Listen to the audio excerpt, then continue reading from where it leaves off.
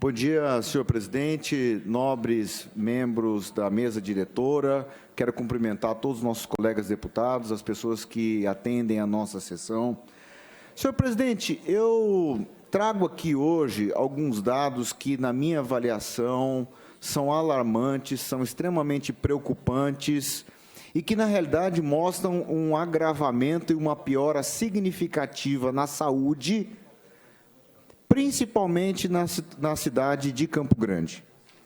Nós conseguimos dados do sistema de regulação, o chamado CISREG, e dados do CISREG relativos ao mês de julho daqui de Campo Grande mostram, senhor presidente, que nós temos nada mais, nada menos do que 14.339 pessoas em Campo Grande esperando uma cirurgia há mais de 6 meses, presidente. Eu não estou falando das pessoas que estão dentro do sistema aguardando uma cirurgia por 1, por 2, por 3 meses. Cirurgias há mais de 6 meses.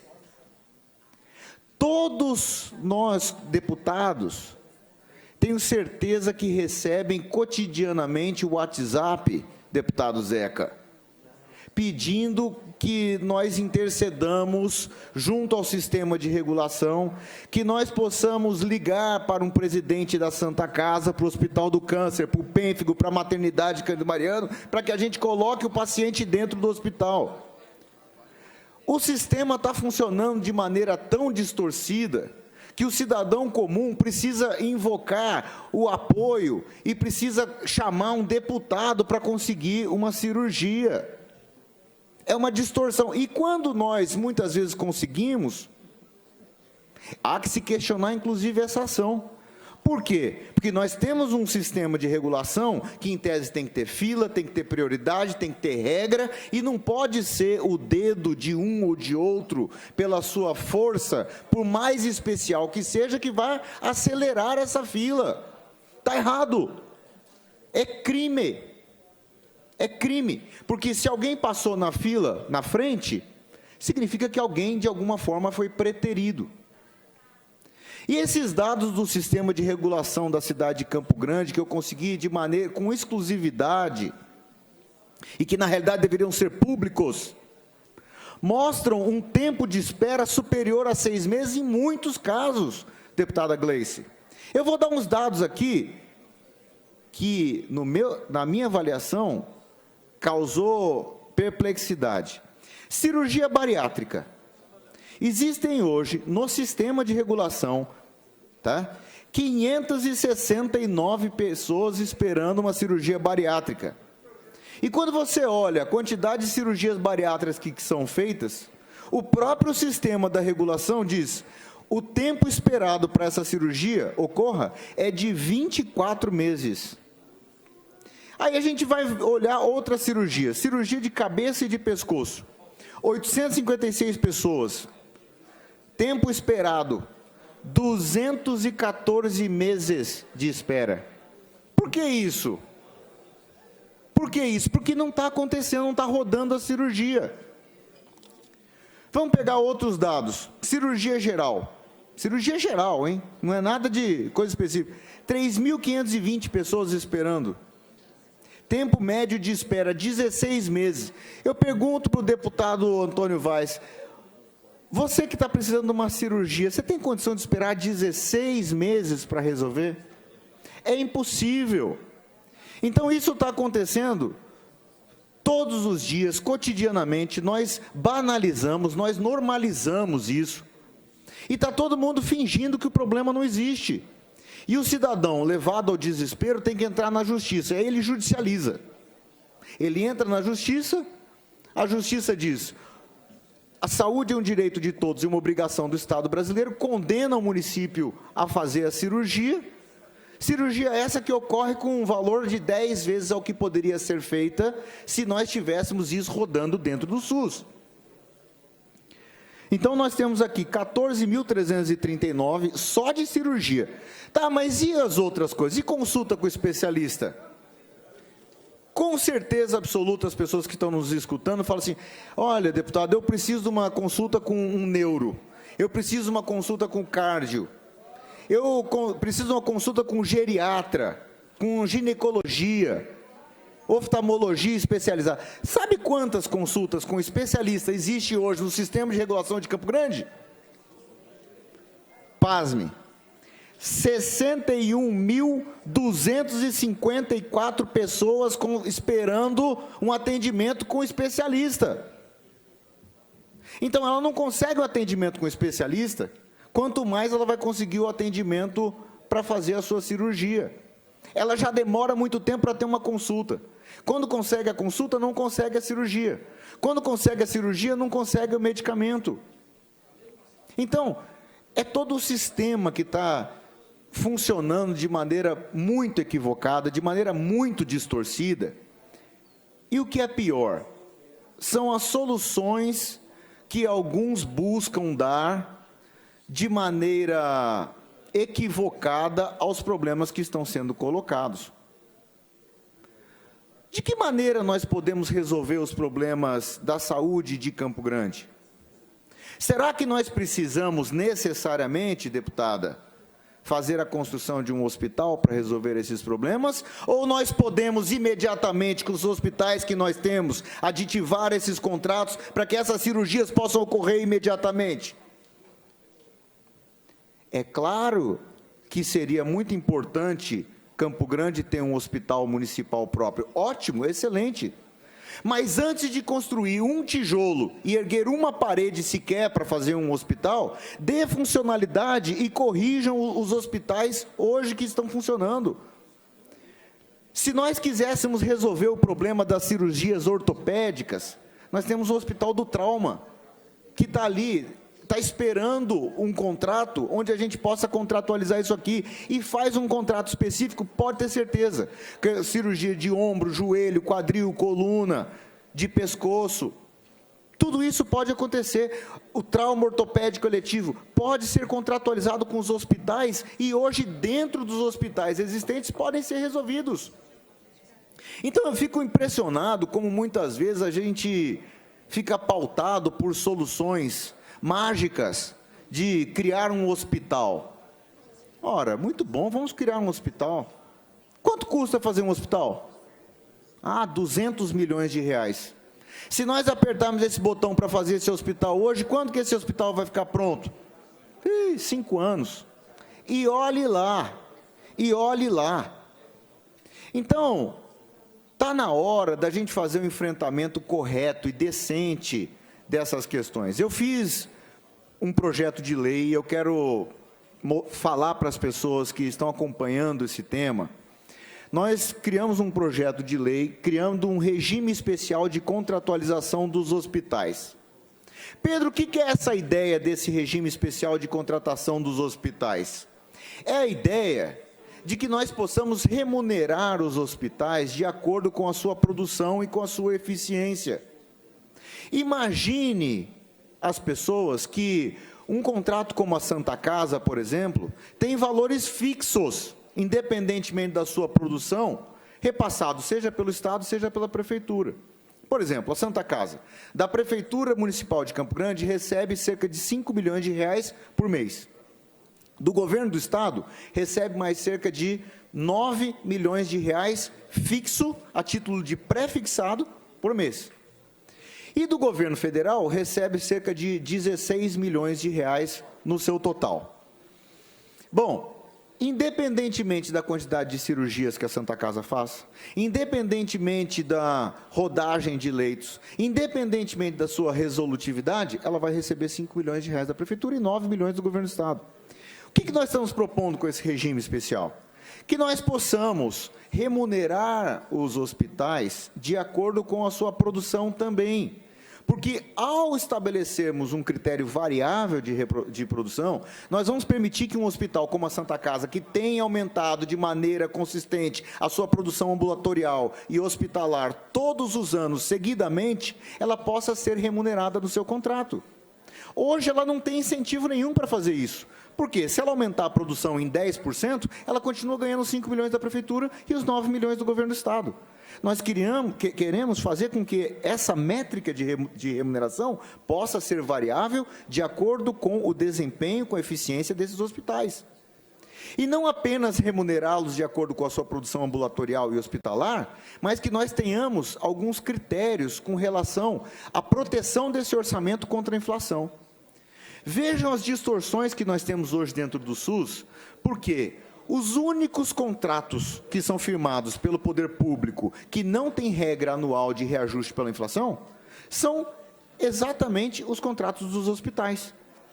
Se você fornece bens para merenda escolar, se você fornece um serviço de software para o governo ou para a prefeitura, serviços de publicidade, serviços de construção, se você aluga uma casa, um imóvel, todos esses contratos são reajustados anualmente pelo IPCA ou pelo IGPM, não é verdade? Por quê? Para você defender o poder de compra desses contratos ao longo do tempo. Ocorre que nos hospitais nós não temos isso. Então, esse contrato da Santa Casa, do Hospital do Câncer, do Pênfigo, eles são congelados nesse pré-fixado. Então, vem uma inflação médica que todos os anos sobe. Você tem o dissídio das categorias, você tem o piso nacional da enfermagem, que nós temos que tratar desse tema aqui dentro dessa casa. Nós temos uma inflação de medicamentos que tem subido ano após ano, principalmente depois da pandemia. Nós temos órtese e prótese, a chamada OPME. Tudo isso tem reajuste anual, mas os contratos são fixos. Então, basta o poder público silenciar por 1, por 2, por 3 anos, sem dar reajuste, que o contrato torna-se defasado e os hospitais vão incorrendo em déficits. Pedro, qual que é a solução para isso? Vamos modificar a forma de contratualizar dos hospitais. Por que diferenciar e discriminar os hospitais dessa maneira, fazendo com que apenas eles não tenham reajustes anuais? Eles têm que ter como todos os outros fornecedores. E produção, remuneração por produção e por eficiência, remuneração de acordo com a inflação e os seus indicadores de custo, remuneração por critérios de governança clínica. Por exemplo, alguns hospitais são mais eficientes que os outros. Se você, de repente, fez uma cirurgia de vesícula, se você tem uma determinada idade, é esperado tantos dias de internação, com critérios de governança. Alguns outros hospitais demoram 3 dias, outros demoram 6 dias. Nós temos métrica para remunerar isso. E nós estamos propondo, nesse nosso projeto de lei, aqui eu quero agradecer ao secretário Maurício Simões, que nós tivemos inúmeras reuniões para a implantação desse DRG, que é uma nova metodologia de contratualização, de mensuração, e está praticamente pronto o projeto de lei. Nós apresentamos o projeto de lei, o governo do estado fez algumas sugestões de modificação, essas emendas estão prontas e eu estou na expectativa que dentro de uns 15 dias nós possamos fazer a discussão dentro dessa Casa de Leis e criar uma ferramenta onde o governo do estado, se quiser, ele não fica obrigado, tá? E os hospitais, se quiserem, ter uma nova ferramenta de contratualização, onde eles possam ser remunerados com critérios de qualidade, de desempenho, de métrica, de governança clínica, para que a gente possa tratar deste problema aqui, que nós normalizamos, nós banalizamos, e está aí, né? 61 mil pessoas esperando uma consulta com especialista, 14 mil pessoas esperando uma cirurgia e, aparentemente, não há nenhum indicativo de que essas coisas irão modificar. Outro ponto importante que nós precisamos tratar é a questão da regulação. Está na hora de Campo Grande e o governo do estado se entenderem finalmente sobre a maneira como que é feita a regulação. Porque existe uma briga, existe uma luta, um canibalismo entre, às vezes, os dois órgãos governamentais, isso independentemente do governo, tá? Tem sido assim nos últimos governos em geral, porque quem vai fazer a regulação de dar a entrada dos pacientes dentro dos hospitais? Se é Campo Grande ou o governo do estado? Campo Grande, naturalmente, tende a querer colocar o paciente daqui, o governo do estado quer colocar também o paciente do governo do interior, e fica uma disputa para ver quem é que vai controlar o sistema. Acho que, de repente, uma solução poderia ser criar uma forma compartilhada dessa regulação e criarmos, eventualmente, um regramento, e aqui a Assembleia Legislativa pode fazer essa discussão.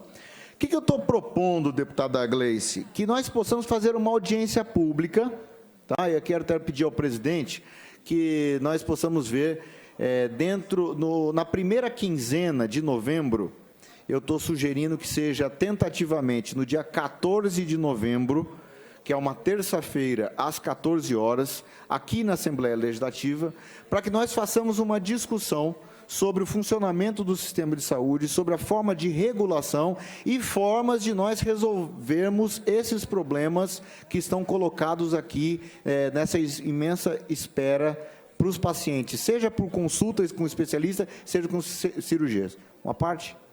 Uma parte, deputada, se eu queria colaborar com esse debate, assim, em Dourados a gente acompanha muito esse debate, nós temos lá um hospital municipal também da FunSaúde, e existe muito essa preocupação, né? Até quando a gente atende as pessoas da cidade, quando a gente atende as pessoas do interior, e sempre houve esse debate, essa polêmica no município de Dourados.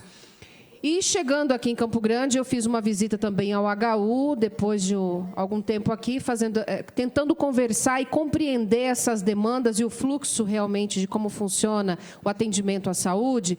E me chamou a atenção que não há um diálogo entre os poderes para realmente ter um caminho a seguir onde todo mundo siga as mesmas regras. Então, cada hospital segue a sua linha, né, mas não existe realmente uma regulamentação. Perguntei, inclusive, para a gestão qual seria esse órgão que conectava todos os hospitais, e eles disseram, olha, às vezes o Ministério Público, às vezes o Poder Judiciário tem criado alternativas, porque realmente o Poder Executivo não tem conseguido fazer essas relações. E aí eu acho que a gente precisa realmente aprofundar nesse debate. Nós precisamos também trabalhar pelo viés da prevenção e de como a gente trata, porque os pacientes, né, ficam doentes em casa, não vão até o hospital, porque sabe que ir até uma UPA, até um hospital, é um tempo desnecessário, a pessoa fica em casa passando mal, esperando ela melhorar, para não ter que se desagradar dentro desse espaço de saúde. E quando isso acontece, quando ela chega lá, ela já está numa situação de gravidade que acaba demorando muito tempo no tratamento. Então, uma pessoa que às vezes poderia ser atendida em 3 dias, ela acaba demandando 15, 20 dias dentro de um hospital, com consequências de um problema em que ela poderia ter assumido antes. Então, eu acho que realmente esse debate da saúde, o financiamento da saúde e a organização, a regulação desse espaço, a gente precisa fazer um grande debate, né, em torno disso, para a gente ampliar os problemas, compreender essa problemática e encontrar soluções. Obrigada. Obrigado pela parte, incorporo a fala de Vossa Excelência, e nós temos hoje uma matéria no Correio do Estado dizendo que o governo do Estado pensa em fazer a expansão de cerca de 700 leitos de uma rede própria para tentar dar vazão a essa fila de espera. Eu acho que o secretário Maurício Corrêa Simões acerta em fazer essa discussão, mas eu penso que essa Assembleia Legislativa também tem condições de fazer uma contribuição importante para esse debate. Então, eu penso que, de repente, nós fazemos uma audiência pública, e aí já vou pedir para que nós formalizemos essa data do dia 14, esperando apenas a confirmação do próprio secretário de Saúde aqui do Estado, para que ele possa estar presente também. Acho que tem feito um trabalho, tem um diagnóstico correto com relação a isso. No governador Eduardo Riedel tem acertado nas suas políticas, e que nós possamos também fazer esse debate, não só o Estado. Eu acho que a gente tem que chamar a Prefeitura de Campo Grande, chamar o secretário de Saúde de Campo Grande, chamar a adjunta, e discutir uma forma de nós equacionarmos essa questão, pensando numa arquitetura mais razoável para o funcionamento do nosso sistema público de saúde do Estado de Mato Grosso do Sul. Muito obrigado, senhor presidente.